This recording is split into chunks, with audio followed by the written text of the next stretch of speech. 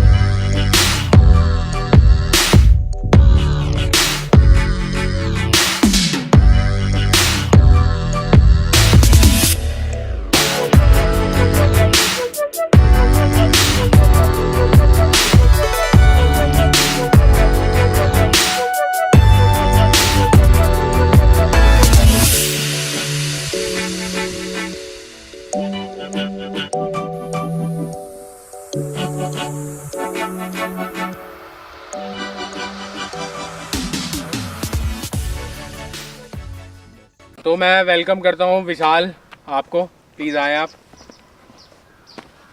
Hello hello. Hi friends. तो मैं इनसे कुछ सवाल करूँगा और ये उनके जवाब देंगे। तो मेरा सबसे पहला सवाल आपसे है कि ये बाइक आपने कब खरीदी? ये बाइक ली थी मैंने अप्रैल 2018 में। अच्छा, तो अपाची RR 310 ही क्यों? एक्चुअली उस टाइम पे मेरे को बाइक की ज़रूरत थी। मैं पहले RTR 160 चलाता था और TVS पे मेरे को पूरा भरोसा भी था, तो मैं TVS 200 लेने के मूड में था। बट उसी टाइम पे फिर ये सेगमेंट लॉन्च हुआ 310 का ओके। और देखते ही दिल आ गया। ओके। और पहले से ही ख्वाहिश थी कि एक स्पोर्ट्स बाइक हो पास में, और उसी टाइम TVS ने ये लॉन्च भी करी हाँ। और मेरे बजट के अंदर भी आ रही थी। Okay okay. ठीक है। और फिर उसमें दूसरी चीज़ें ये देखने को मिली कि जब इसमें इन्होंने कोलैब किया है BMW के साथ, तो फिर वहाँ पे इसको छोड़ना बनता नहीं था, क्योंकि बिल्कुल बिल्कुल। बाइक का जो मेन हार्ट है वो है इंजन। और इंजन ही जब आपको एक ट्रस्टेबल कंपनी BMW का मिल रहा हो तो फिर उसको छोड़ना नहीं चाहिए। बिल्कुल बिल्कुल। तो आपको कितने पैसे इन्वेस्ट करने पड़े इस बाइक के लिए? मेरे को एग्जैक्ट 2.5 लाख लगे थे उस टाइम पे, 2.50 ऑन रोड, और गाड़ी मेरे हाथ में थी। तो इसका कैसा परफॉर्मेंस रहा? तो मतलब आपने जैसे उसके बाद परचेज करी, उसके बाद क्या क्या रहा आपका? लंबी राइड, शॉर्ट राइड, तो आप मतलब कैसे रहा? बेसिकली तो मैंने लॉन्ग राइड के लिए ही ली थी ये बाइक। ओके। और मेरी सबसे पहली राइड भी 250 किलोमीटर की थी इसके साथ। ओके। मैं देहरादून से बाइक ली थी और मैं जॉब करता हूँ नोएडा में, तो दिल्ली तक गया था मैं इससे। बिल्कुल। तो फर्स्ट राइड वही थी और बहुत ही बढ़िया राइड रही, मज़ा आया। कहीं परफॉर्मेंस की कोई कमी नहीं लगी मेरे को बाइक में। स्मूथ चलती है, बहुत ही बढ़िया। एक हाथ से हैंडल कर सकते हैं आप बाइक को, इतने ज़्यादा स्टेबिलिटी है इसके अंदर। टायर्स जो मिशलिन के इसमें यूज़ हुए हैं बहुत ही बढ़िया ग्रिप देते हैं। आप आंख बंद करके ब्रेक मार सकते हैं, मतलब आपकी गाड़ी कहीं नहीं जाएगी, बिल्कुल सीधी खड़ी रहती है गाड़ी। तो ये कितना माइलेज देती है ये? माइलेज इसका डिपेंड करता है आपके चलाने के ऊपर। ठीक है। जैसे मैंने फर्स्ट राइड ली थी जो मेरी 250 किलोमीटर्स की थी, उस पर मैंने इसको 80 के आसपास रखा था, क्योंकि बाइक की उस टाइम तो सर्विस भी नहीं हुई थी। तो मैं बिल्कुल। मन में रहता है कि शुरू में बाइक को पूरा नहीं खोलना चाहिए। हाँ, इस बिल्कुल वजह से मैं मैक्सिमम स्पीड 80 टू 90 तक लेके गया था। वहाँ पे जो मेरे को एवरेज मिला था वो मिला था 38 का। 38 का। हाँ। लेकिन जैसे कि कंपनी, शायद मैंने सुना कंपनी 35 क्लेम करती है। हाँ जी। तो 35 वो क्लेम करती है सिटी प्लस हाईवे को इंक्लूड करके। अब इसका सिटी के अंदर जो एवरेज है वो 33 के आसपास आता है मेरा अराउंड। Okay okay. मतलब अभी तक का हम टोटल एवरेज देखें तो आपको क्लस्टर में दिख जाएगा कि 33 का एवरेज दिखा रहा है, और लगभग वही मिलता है। इट डिपेंड्स ऑन कि आप कैसे इसको बहुत ही रफली ड्राइव करोगे तो आपका एवरेज 30 के अराउंड चले जाता है। बिल्कुल बिल्कुल। तो चलिए देखते हैं क्लस्टर में कितना एवरेज देती है ये। देखिए, जैसे मैं आपको बता रहा था कि इसका एवरेज 33 किलोमीटर पर लीटर दिखा रहा है। हाँ, तो देख सकते हैं बिल्कुल ऐसे, इसमें कोई ये बायस नहीं है कि ये ऐसा कुछ बोल रहे थे। ये देखिए आपको 33 लिख के आ रहा है। और ये है 25,000 किलोमीटर चलने के बाद। तो आपको इसकी सर्विस कॉस्ट कितनी पड़ती है? मतलब कितना पे करना पड़ता है आपको इसकी सर्विस, और कितने किलोमीटर्स पे आपको ये सर्विस के लिए जाती है? ये जाती है 5,000 पर। 5000 पे। 5,000 किलोमीटर पे इसकी सर्विसिंग है। शुरू में इसकी सर्विसिंग कॉस्ट बहुत ही कम थी, क्योंकि इसमें जो ऑयल यूज़ करते थे इंजन ऑयल, वो प्योर मिनरल ऑयल था, जिसकी कॉस्ट अराउंड मेरे को 600 या 700 के आसपास पड़ती थी 1.7 लीटर के लिए। ओके। बट अब कंपनी ने क्या किया है, चेंज किया है, अब ये यूज़ कर रही है फुल्ली सिंथेटिक ऑयल। तो वो 1700 के आसपास मेरे को सिर्फ इंजन ऑयल ही पड़ जाता है, जिसकी वजह से थोड़ा बहुत कॉस्ट हाई गई है। 5000 की जो इसकी सर्विसिंग होती है उस पर कोई खास खर्चा नहीं आता।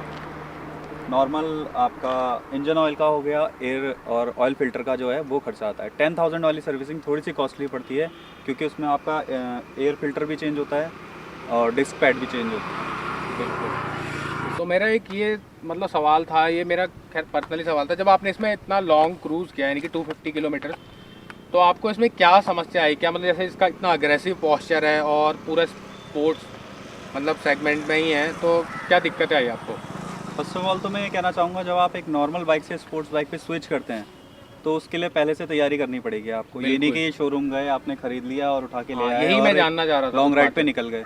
उसकी वजह से काफ़ी दिक्कतें आती है। पहले आपको देखना पड़ेगा, रिसर्च करना पड़ेगा कि बाइक के हिसाब से सही पोस्चर क्या रहेगा। आपको टाइम टू टाइम पोस्चर अपने चेंज करने पड़ते हैं, ताकि आपका मतलब हाथों पे जोर ना आए, आपकी कमर पे जोर ना आए, क्योंकि हमें बाइक चलाते टाइम सारा वेट जो होता है अपना थाइस पे लेना पड़ता है।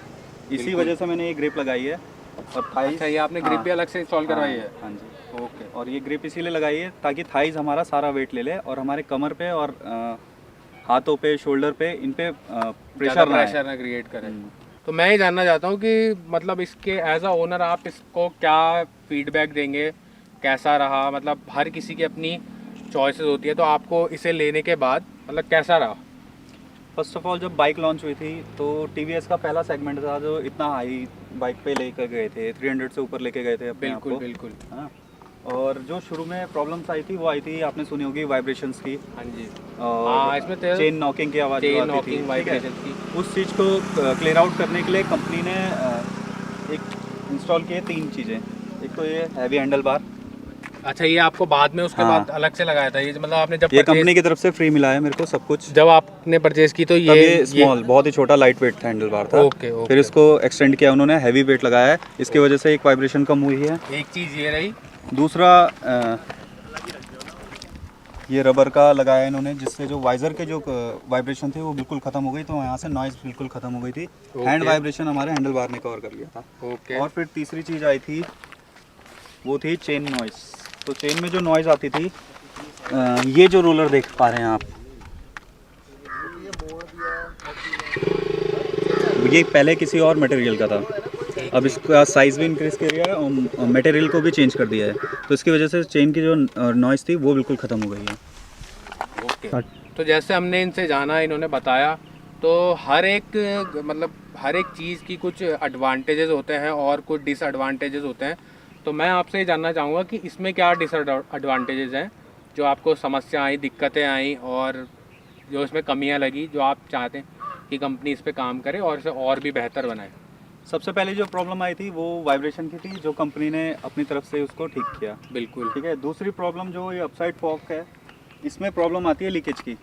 और अच्छा। ये चाहे आप कोई सी भी कंपनी की बाइक ले ले, बड़े से बड़ा बाइक कंपनी जो है वो, उसमें भी ये दिक्कत आती है। तो ये 10,000 किलोमीटर पे मेरे को फील हो जाता है कि कहीं ना कहीं से ऑयल लीक हो रहा है। अच्छा, मतलब आपको इसे एक ये 10,000 किलोमीटर पे दोबारा आप इसे रिफिल भी करवा देते हैं? रिफिल भी करवाना ज़रूरी है। और दूसरी प्रॉब्लम मैंने जो सुनी थी, वो थी, लोगों की ये दिक्कत आ रही थी कि चेन बहुत जल्दी लूज़ हो जा रही है। हाँ जी। है ना? तो उसके लिए मैं अपने दोस्तों को बताना चाहूँगा, जो भी आ रहा है या कोई सी भी स्पोर्ट्स बाइक यूज़ कर रहे हैं, तो आपका जो चेन का लुब्रिकेशन है वो होना बहुत ज़रूरी है हर 500 किलोमीटर पे। उसके लिए मैंने खुद एक सेटअप बनाया है ये। अच्छा, ये आपने पर्सनल? हाँ, ये सेम जैसे हमारा ब्रेक ऑयल के लिए यूज़ होता है, वही मैंने किट ये TVS से ही ले ली थी। अच्छा। और इस पर मैं गेयर ऑयल यूज़ करता हूँ, और ये गेयर ऑयल ऑटोमेटिकली मेरे चेन पे चला जाता है। जब भी मेरे को ज़रूरत होती है, मैं इसको थोड़ा सा लूज़ करता हूँ, यहाँ से एयर लेता है और ऑटोमेटिकली ऑयलिंग हो जाती है मेरे चेन की। तो आज तक जो है मेरे को ऑयल का मतलब चेन को कभी भी टाइट नहीं करवाना पड़ा। जो मेन दिक्कत अभी मेरे को फ़िलहाल झेलनी पड़ रही है वो है लॉकडाउन की वजह से। मैं जैसे पहले दिल्ली में था, तो दिल्ली में मेरे को सर्विसिंग की कोई दिक्कत नहीं आती थी, बट अब वर्क फ्रॉम होम की वजह से मैं देहरादून आया हूँ। ओके। और देहरादून में कोई सर्विस सेंटर नहीं है इसका, और जो नियरेस्ट सर्विस सेंटर है वो ऋषिकेश है। हाँ, मैं भी ये मतलब मुझे भी ये काफ़ी सुनाई दिया कि यहाँ पे इसको कोई मतलब सर्विस नहीं कर पाता इसकी, और हमें सबसे पास में शायद ऋषिकेश ही पड़ता है। पड़ता है ओम TVS। हाँ, ऋषिकेश जाना पड़ता है और ये मतलब काफ़ी दूर ही है हमारे घर से, केवल 40 किलोमीटर अराउंड वन साइड पे जाता है। तो ये काफ़ी बड़ी दिक्कत है कि इतनी अच्छी बाइक है और सब कुछ है, सब कुछ लॉन्च भी कर दिया है, लेकिन उसके बावजूद भी इसकी सर्विस कराने के लिए हमें इतना दूर जाना पड़ता है। तो ये मेरे हिसाब से भी काफ़ी बड़ी समस्या है। TVS को देखना चाहिए, देहरादून कोई छोटी मोटी जगह नहीं है। हाँ, देहरादून हाँ, बिल्कुल main कोई city छोटी है ये। मेन सिटी है। और यहाँ पर एटलीस्ट 1 या 2 सर्विस सेंटर तो होने ही चाहिए। जैसे एज अ ओनर ये इतना वो फील कर रहे हैं, एज अ कस्टमर भी काफ़ी लोग मतलब जैसे बाइक देखने जाते ऑब्वियसली हैं। आप बाइक देखने जाओगे तो सबसे पहले ये चेक करोगे कि भाई सर्विसिंग होती है कि नहीं होती उस जगह पे जहाँ से आप बिल्कुल। बाइक ले रहे हैं। सबसे मेन जैसे सर्विस ही होता है, तो वो पहली बात तो शायद यहाँ पे डिस्प्ले पे भी देखने को नहीं मिल पाती है। हाँ, अब बंद हो गया है। मैंने तो देहरादून से ही ली थी वैसे ये बाइक, अच्छा, बट अब बंद हो गया है वो शोरूम भी। तो यही था इसका एक ओवरव्यू। और थैंक यू विशाल, आपने अपना कीमती समय दिया हमें और अपने वैल्यूएबल फीडबैक्स दिए जो किसी के लिए ज़रूर हेल्पफुल होंगे। तो इन दी एंड मैं अपने दोस्तों से ये कहना चाहता हूँ कि जब भी आप कोई हाई एंड बाइक चलाएं तो always wear riding gear properly. एक जैकेट आपके पास हमेशा होनी चाहिए और एक बिल्कुल। हेलमेट बहुत अच्छा, जितना अच्छा आप अफोर्ड कर सकते हैं उतना अच्छा हेलमेट। तो मैं उम्मीद करता हूँ कि मैंने इस वीडियो में लगभग सब कुछ कवर कर दिया होगा। अगर कुछ मेरे से मिस हुआ तो आप मुझे कमेंट बॉक्स में मैसेज कर सकते हैं, और अगर आप इस गाड़ी के बारे में कुछ भी जानना चाहें तो आप मैसेज कर सकते हैं और मैं आपको उसके बारे में पूरा मतलब डिटेल बता दूंगा। अभी तक का था ये वीडियो, होप करते हैं आपको पसंद आया होगा। और ऐसी वीडियो देखने के लिए हमारे चैनल को सब्सक्राइब कर दें और बेल आइकन दबा दें ताकि आपके पास नोटिफिकेशन आ जाए हर वीडियोस की। और मिलते हैं आपको नेक्स्ट वीडियो में। Till then bye.